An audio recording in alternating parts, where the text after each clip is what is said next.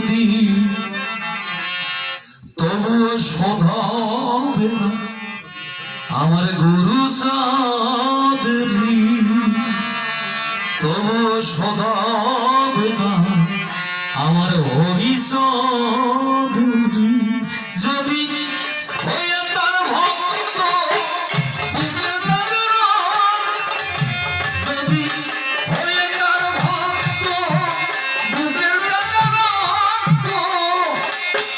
সুরেরা ঢেলে দেয় ওরা কান্দি কোনদিন, তবুও শোধাবে না আমার গুরু সাদের ঋণ, তবুও শোধাবে না আমার গুরু সাদের ঋণ।